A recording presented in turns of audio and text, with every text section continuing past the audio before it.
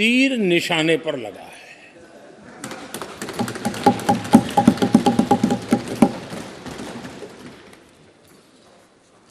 भ्रष्टाचार पर एजेंसियां एक्शन ले रही हैं।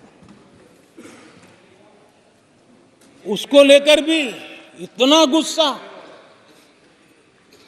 क्या क्या शब्दों का प्रयोग किया जा रहा है।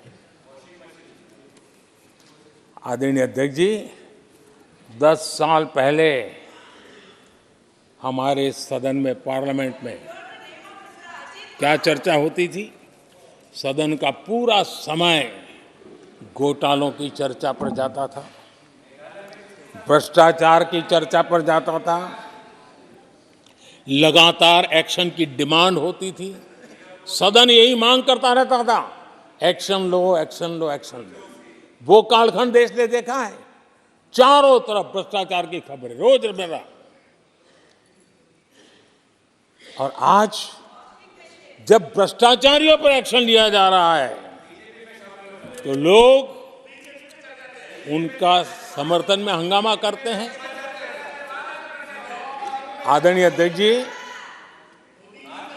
इनके समय में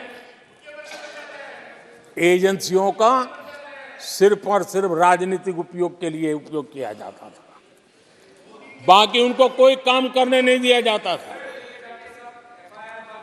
अब आप देखिए उनके कालखंड में क्या हुआ। पीएमएलए एक्ट के तहत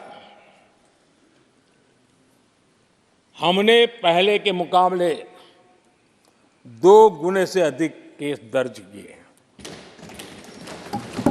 कांग्रेस के समय में ईडी ने 5,000 करोड़ रुपए की संपत्ति जब्त की।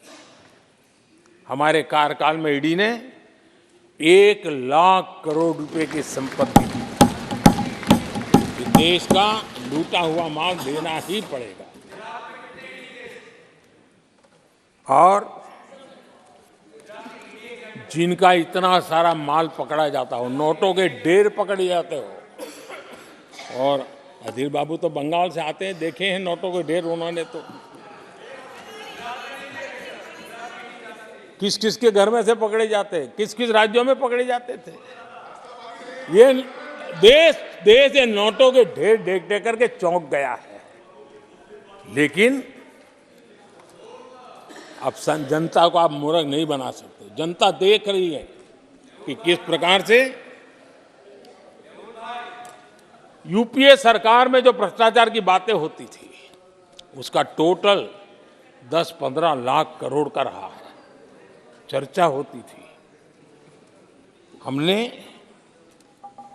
लाखों करोड़ के घोटाले तो अटकाए, लेकिन उन सारे पैसों को गरीबों के काम लगा दिया, गरीबों के कल्याण के लिए। अब बिचौलियों के लिए गरीबों को लूटना बहुत मुश्किल हो गया है। डायरेक्ट बेनिफिट ट्रांसफर,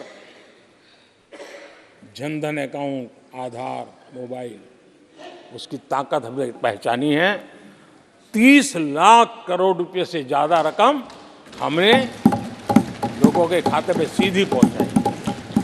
और अगर कांग्रेस के एक प्रधानमंत्री ने कहा था कि 1 रुपया भेजते हैं 15 पैसे पहुंचते हैं, अगर उस हिसाब से मैं देखूं तो हम जो 30 लाख भेजे हैं, अगर उनका जमाना होता तो कितना रुपया कहां चला जाता, इसका हिसाब लगाइए।